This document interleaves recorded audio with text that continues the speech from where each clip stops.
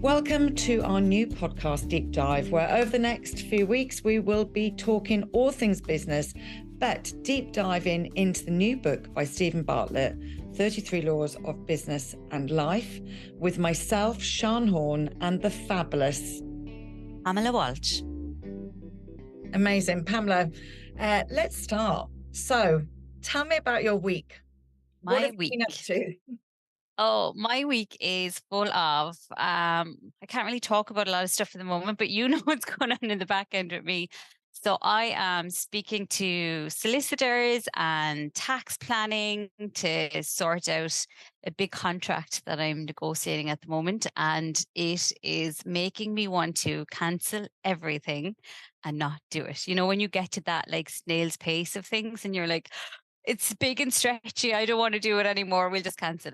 It's so much easier though, isn't it? Just to go, do you know what? It's hard. I won't do it. But anything hard is worth having. Yeah, and I think when you have too much time to think, you know, when things go on a little bit longer, I'm like, oh, is there a reason? Is this going too slow for you know, I'm like, oh, I just won't do it. I'll just stay with what I know and it's just easier. But I know it'll be worse that I just need to get through it. And I'm distracting myself by trying to be busy with other things. And it's like, you know, that like procrastination productivity where you're just like up the walls with stupid things because you're just avoiding the thing that you don't want to think about. Yeah, no, I completely get it. I do. We all do it. We all stick our head in the sand sometimes. And yeah, you just sometimes, you know, we talk about eating the frog a lot.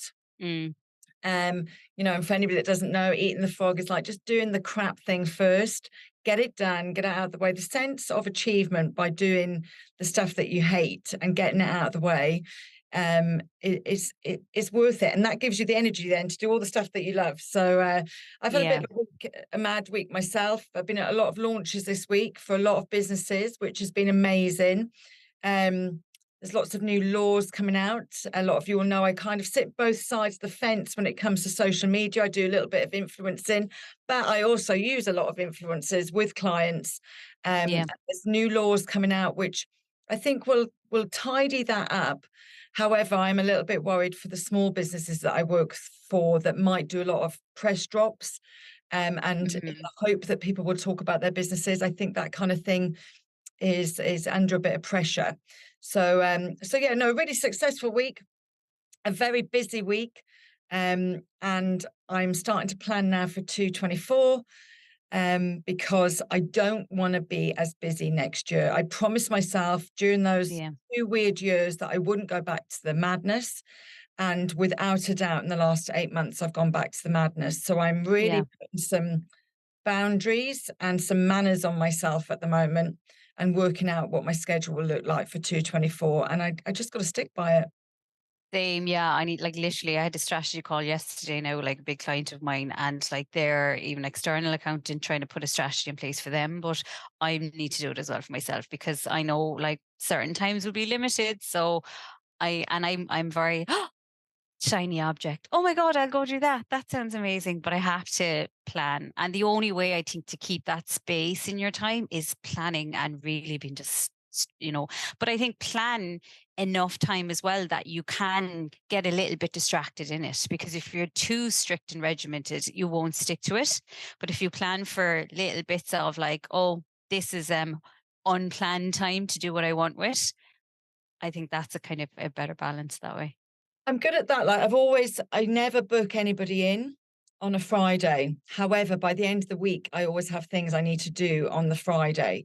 But I Yeah. never physically, like if someone says 2 weeks before, can you book me in for Friday on whatever date? And I'm like, no. Always my Fridays are always full because Yeah. they're my overflow. They always get used, but they are my overflow. My other tip is obviously I go away a lot. If I'm out of the country, there's nothing I can do about it. I'm not going to waste a flight or a hotel. So Yeah. I do plan that and I do book that in. For instance, November now, we have the Women in Business Awards. I'm planning my flights for the week after because I'll be exhausted after that. So I'll need a break. Yeah, that's good. You know, I know. I'm gonna say I need to start planning in breaks a bit more. I took when I was on holidays a few weeks ago, I took my email notifications off my phone. No, my emails are still on my phone, but I don't get notifications. So I'm not pulled out of what I'm doing, and I have to intentionally go and check my emails on my phone. So I won't do it when I'm sitting down for a glass of wine on a Friday night.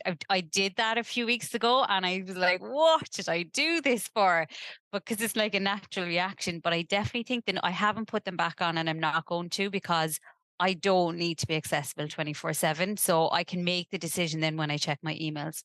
You don't, and that takes training for you and for your people. Mm, I spoke a few months ago at a talk, and I was saying, I'm having to train my clients. During the summer, someone left me a voice note saying, "Have I hurt your feelings? Are you upset with me?" Because I hadn't replied to them immediately. yeah. The reason I reply immediately a lot of the time is I want it out. I want it gone. I want it out of my brain, and I want to move on. But we're back to brains. We were saying in episode 1, we definitely have different brains to other people. We think most entrepreneurs do.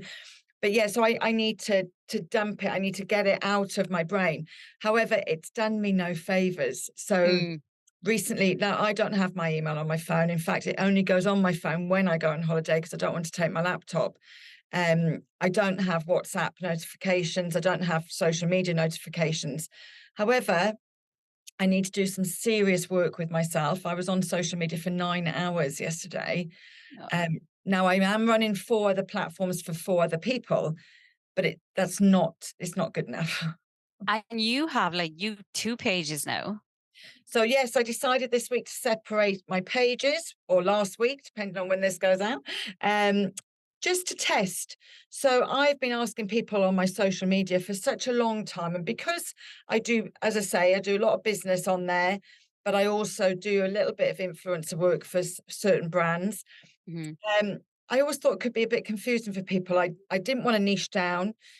So I keep asking people the last 2 or 3 years, and they're like, "No, no, we don't mind, leave it there." And then I thought, "You know what? It's always 50-50. The easiest way to do this, Sean, is just to test it."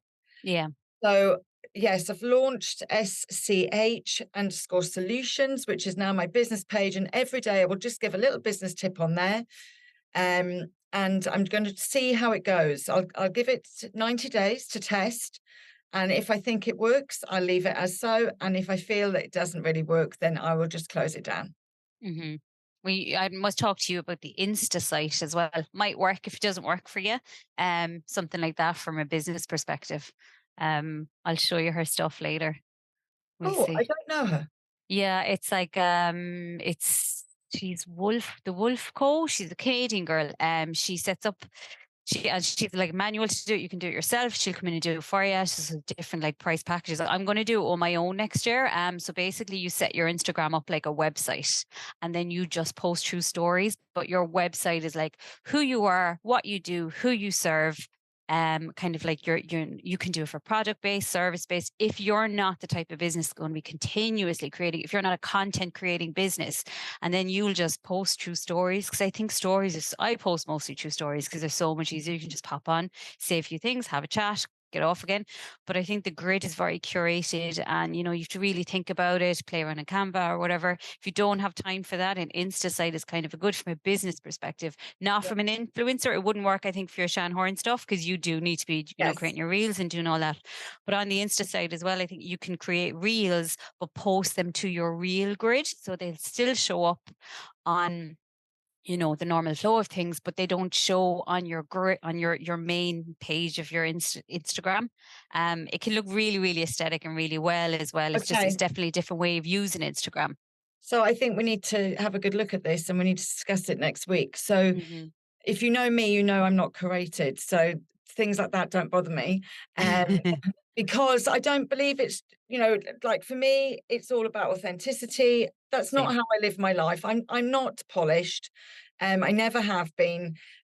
So if I present myself as that polished person, I think it's unfair to people. I always say, can you imagine like watching me on Instagram talking about business, in a suit with my hair blow dried and makeup on every day, and then I turned up in your business in my tracks and my jumper, you'd shit yourself. So, No, I know. like, Yeah, you know same. what I No, mean? I'm the same. And like who I work out generally like working with a lot of startups and they're chaos in the back end, as you should be, until you get to that like enterprise stage and you have enough like money behind you to like grow your team and your business.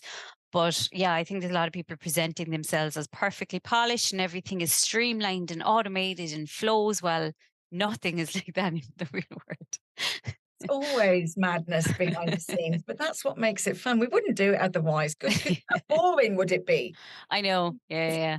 Like I woke up in the morning and everything was perfect. I mean, yeah, it would be like Stepwives situation, wouldn't it? Just be like, we'd be like robot. Oh God, AI's coming. Never mind. Let's not talk about that today. I Anyway, know. It's listen, listening. let's get to it. So when Okay. we decided to do this podcast, people, it all sort of stemmed from our love for listening to Diary of a CEO and the fact that, he's such a young guy, but he was bringing out this book, The 33 Laws of Business and Life, all really information from the people that he'd interviewed over the last few years. Pamela has a massive and a fabulous, because she's really analytical. I am not. So I've audio listened to this first piece, and we're going to just discuss law one and the introduction today. But give us a synopsis, Pamela, because you're the note taker here. Well, I did share my spreadsheet with you, Shan. I read it. I did read it. I did read it I have last a night. spreadsheet for this book. Like, tell me you're an accountant without telling me you're an accountant. So also, did you see last week it was announced that he has ADHD? And I said that last week as well in our call because it was I like know. I can because I have it so I can see it in him. But yeah, he has it now too. So I was right. Okay. So synopsis for the first law is, let me just read out what the first law is actually called. So fill your 5 buckets in the right order. So the summary for this is applied knowledge is a skill. And the more you can expand and apply your knowledge, the more value you'll create in the world. This value will be repaid in a growing network, abundant resources, and a robust reputation. Make sure you fill your 5 buckets in the right order. And the order that Stephen Bartlett says you should fill them in is number 1, what you know, number 2, what you can do, number 3, who you know, number 4, what you have, and number 5, what they think of you. So if we just backtrack a little bit, like, because when I read this, I was like, I like this first. So pillar one is self. Yeah. And this is the first law of that pillar. But he Mhm. actually has 4 pillars in the book, doesn't he? He has He self. does, yeah. Self, story, philosophy, and teams. So if I was going to write this book, and I love actually in his synopsis at the beginning of the book is like, there's certain rules, and one of them is like a lot of books are far too long. I completely get that because with my brain, like I audioed this, I also read it at the same time, and I took notes whilst I was audioing it. Mhm. Since then, I've audio listened to the first part, the self, twice, because that's what I have to do for this to sink into my brain. And that's how I learn. I'm actually at college at the moment, and everything that one of the teachers sends us is all written. And Mhm. I'm behind. I'm behind because I find it so hard to read. I don't consume information that way. So it's really interesting that he has broken it down, I think, really well. Yeah. It makes sense now we know how his brain works. Mhm. Um, and I suppose within each of those pillars, we have those separate laws. And like you say, that law one, fill in your buckets. Like, how important is this law to you? It's resources, you know what I mean? And it's like, that old saying of, don't pour from an empty, you can't pour from an empty cup, and I get that as well. Um, I think it's really important. I think there's one missing, um, but I think it's really important.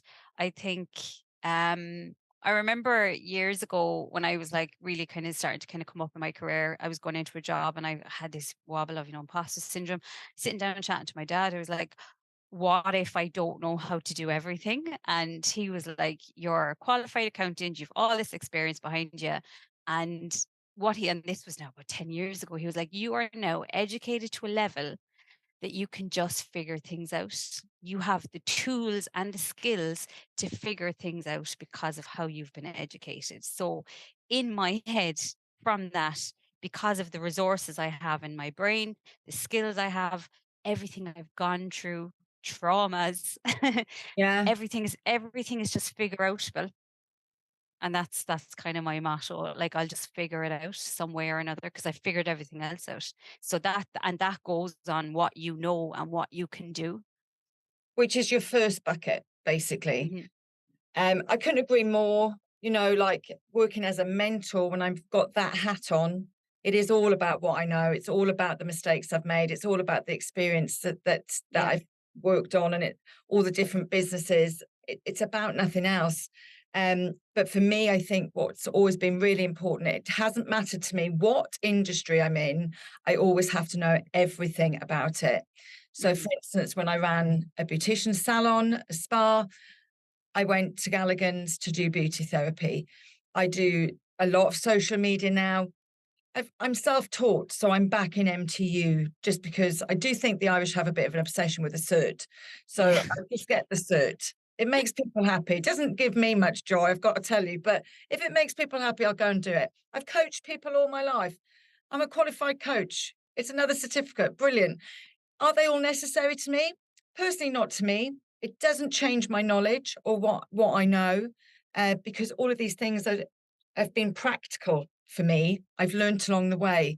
No, Um, I've hired people like who are just a newly qualified accountant, fresh out of the four, versus like somebody who's been just doing it 20 years and doesn't have a qualification, and give me that person every day of the week because I know they know. Like there's such a difference between book smart and then just experience smart. And experience smart comes from not doing something one time and not just seeing something one way. It's understanding everything in the background, everything that it touches and how it can affect everything around it. Big difference. So I I'm think not as hung up on certs. that word effect is huge, because the second Hmm. bucket is what you can do, and actually what you can do affects other people. And I Yeah. think like it's so important. Like you can be absolutely brilliant at somebody else, but unless you're passing that on and teaching others, and promoting them beyond I always want to work with people that are much better than me. Yeah. Yeah. I always want to pay people more than I pay myself. Otherwise I'd probably have shit people. So Yeah, no, because yeah, well, they're meant to take up your weaknesses. You don't want people who are good at the things you can do because you can do that. So get people who are good at all the things you're shit at. yeah, even people that do what you do, like give them the information to be even better than you. Do you know what I Yeah. mean? Like, you know, um, I have a Pilates studio. There's loads of Pilates studios now in Cork. A lot of them worked for me. I never hid anything from them. I remember when the first one left and started her own business, someone said to me, "Well, I bet you won't do that again. Bet you won't tell them everything again." And I said, "No, unfortunately, I'll never change." And actually, the more people doing the same thing is easier, better for me. People understand my business better. So, as long as you're confident and comfortable in yourself and your capabilities, you should never worry about things like that. Hmm. Yeah.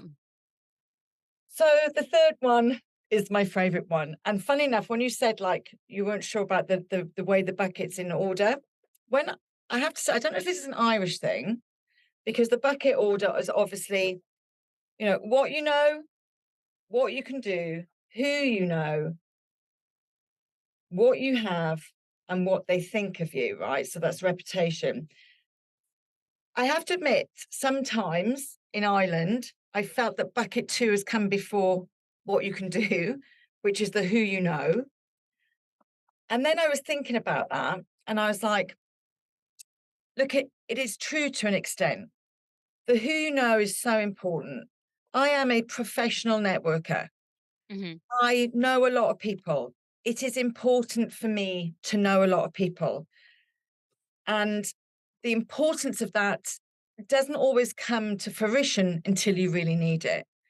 And Yeah. I always tell the story of, in the last recession when I was at rock bottom, my network, all these people that I done good by over the years in business all came and rallied around my business and made it work. And it wasn't till then, so 2008, that I realized what a fantastic network I had, what a Yeah, supportive network I had.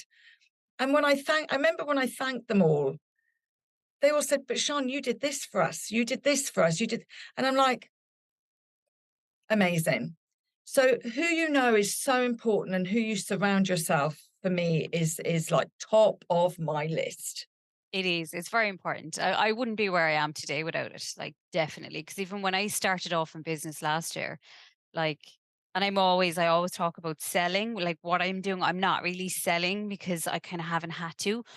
But when I started, I picked up the phone and I rang. Like, I had a list of people in my network that I've worked with before, that have seen my work, that have seen me in some capacity, I've had a connection with. And I said, this is what I'm doing now. I'd really appreciate if you hear of anybody who needs my services, if you could send them on to me. And genuinely, all of my work, well, I'd say 99% of my work has come from those phone calls, like Yeah. including really big contracts, because I reached out to people who I knew, who have seen me, who have seen what I can do, who know what I know, all of that kind of a thing, reached out to them. And like, I mean, I had to psych myself. I remember like pacing the room going, I really don't want to make this phone call, because you're asking for something, and it's always really uncomfortable asking for something, and you're putting yourself out there and you think you're going to be judged. And who does she think she is? You know what I mean? Like, she worked like a guy I worked for in my 20s put me in touch with one of my biggest clients right now. You know what I mean? And recently got on to me to offer me another contract that I had to say no to because I just couldn't, I didn't have the capacity for it. But like, so much work coming from people I've reached out to who I knew, who has seen me and have seen what I can do. I think importantly, you just said I picked up the phone, Had to, yeah. because it's picking up the phone, it's going for coffee, it's talking to people directly. It is not an email. No. And it's not a social media post.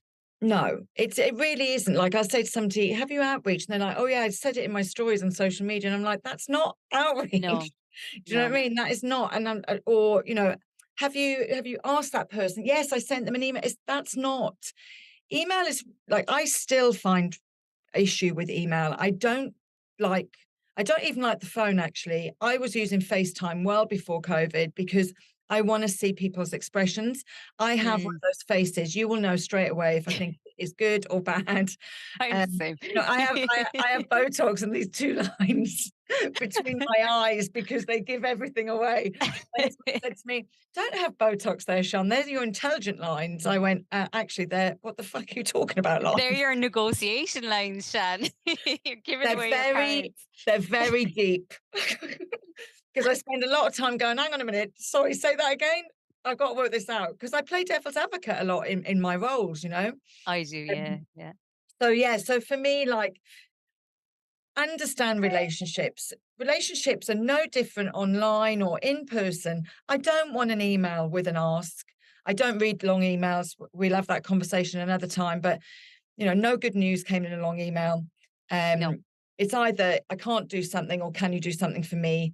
And like, read the room, you know, yeah, read the room. And if you want to work with somebody, I think get over the fact that these relationships are built quickly, because they're really not. I've worked with Brown Thomas in one of my businesses since 2018, but I was meeting with them for about 2 or 3 years, having coffees, talking about other stuff and mhm, making relationships. And these things don't happen overnight. It's really important, to build relationships with people you yeah, don't ask of.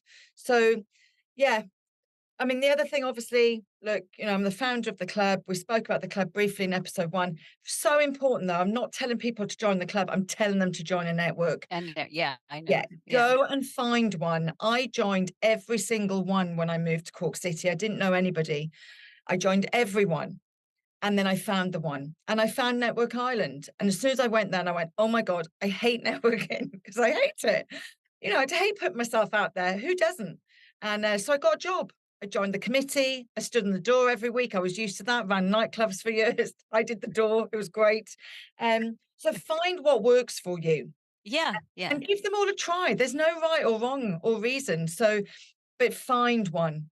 yeah. There's no one that doesn't need a good network of supportive, informative people going through the same things as you. You've got to find that. So yeah, and if you need any help, you can drop us an email.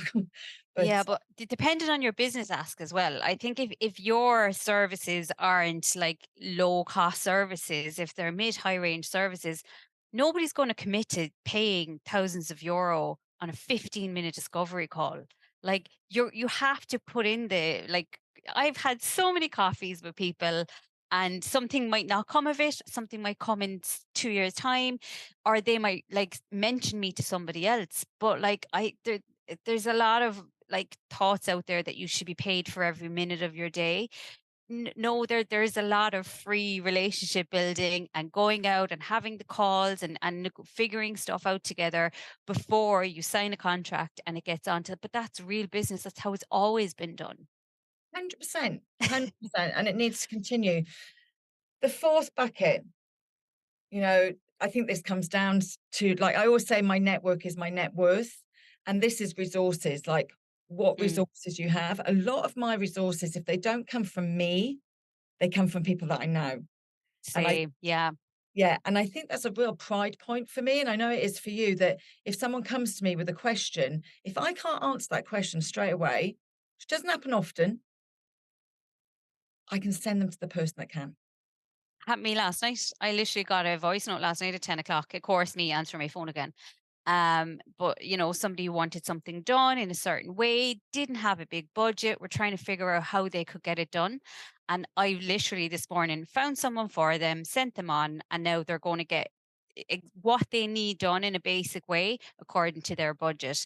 But and it will be done really, really well by this person just because I know what they do, and I know, and I'm always trying to put people out there, like fill my directory in that way because I can't do everything. Plus I don't want to do everything. So I want to know really good people that I'm constantly referring out, like, because Absolutely. and because I'm always trying to troubleshoot. Wait, like you actually don't need this. This is what you need first. So go to this person, and then you'll be able to go on and do this afterwards. Stepping stone, stepping stone. But I think again, like that fourth bucket, if you think about these buckets filling, that fourth bucket has a lot to do with your network, has a lot to do with what you've learned over the years, etc.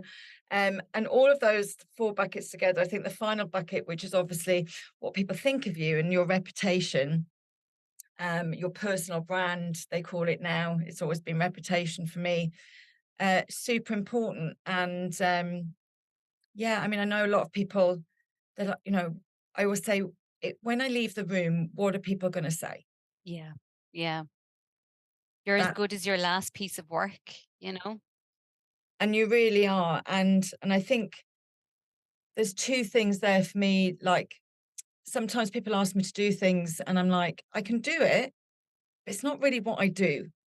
Mm, That's not my forte. I can do it for you. I'm qualified to do it, but what I'm really good at is implementation. What I'm really good at is motivating people to implement. What I'm yeah. really good at is the end goal.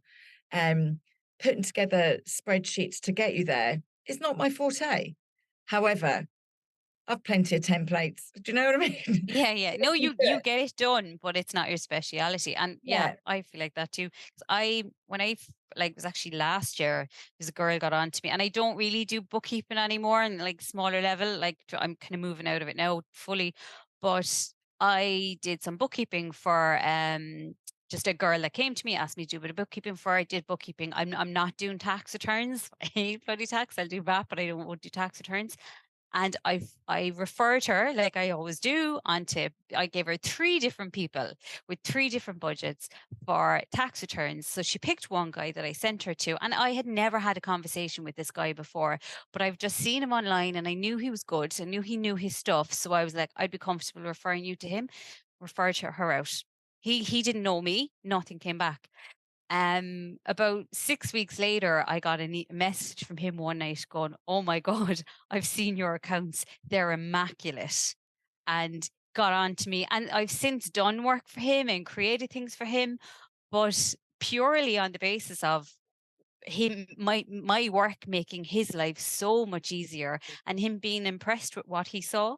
I think that's so important. That's how I've gotten most of my work, because it's all referrals. People saying, "Oh yeah, Pam's really good at this.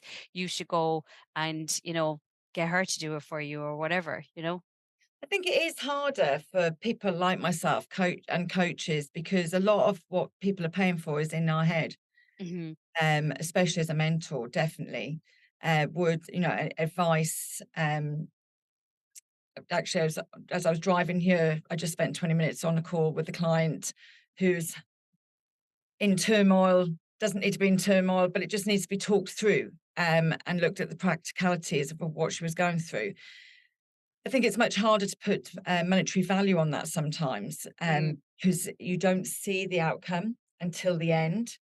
And then it's the realization and looking back. But a lot of the time I'm doing exactly that. It's just giving people ease, and so important, so important. But if I said to you, like, what do you want people, if I said, oh, don't you know, Pam, what would I say about you? Well, one of the best quotes that I've heard about me is from working with consultants, other consultants before. I remember there was a meeting being held and I wasn't invited to the meeting. And then last minute I was. And they said to me, they were like, "Oh my God, we're so glad you're here because I have a particular skill of cutting through the bullshit and like getting to what people are actually saying." So I'm good at, like, my own brain is quite chaotic in the way I approach things, ADHD and the whole lot, but I'm very good at simplifying things. Yeah. If I can understand it, I can explain it too. And it's from my background from just being at different levels and environments. So I've had to explain and convince C-suites and boards of a plan, but I've also had to explain the same plan to fresh-faced, just in off the street, new administration person who has no experience or no background. So I can talk to people in lots of different ways and explain them the same thing. You can only do that when you've a real firm understanding of things. But I'm really good at that, streamlining things, simplifying things, and making things a lot less chaotic and more efficient. Yeah. And that's kind of why we get on, because I'm the same.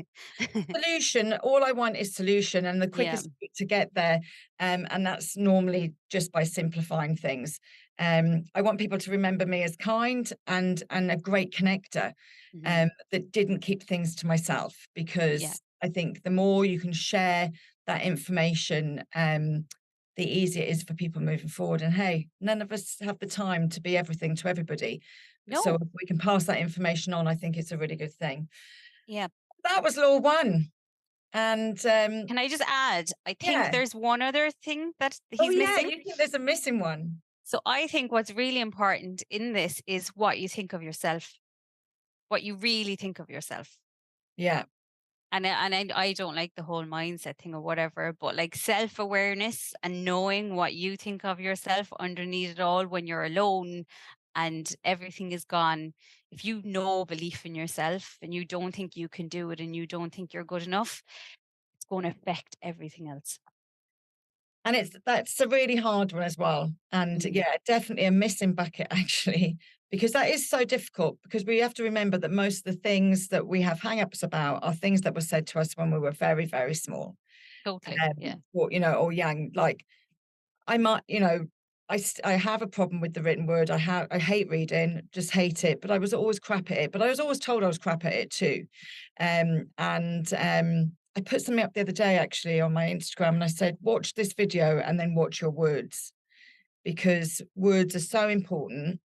They affect us in so many different ways. I always tell a story actually of someone kept introducing me at one point as funny. Now I know I'm funny, right? Fucking hilarious, like. But in business, I don't want to be known as funny. Mm. As business, I want to be known as knowledgeable, but I certainly will make it fun. And there's a difference between making something fun and just being the class clown.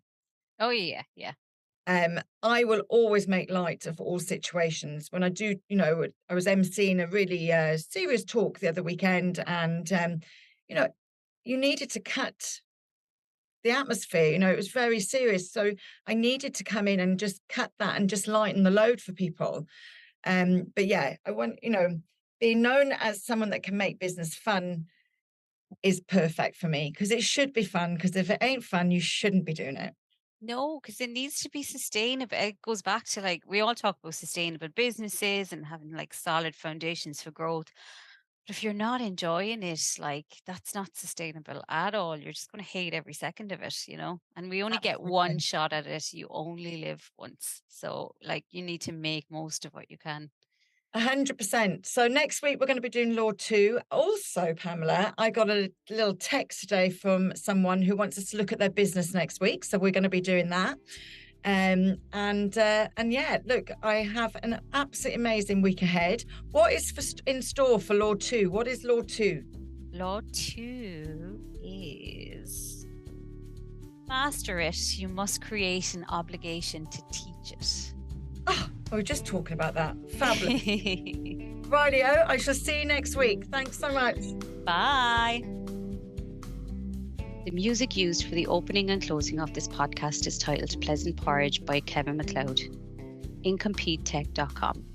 Licensed under Creative Commons by Attribution 4.0. www.creativecommons.org/licenses/by/4.0.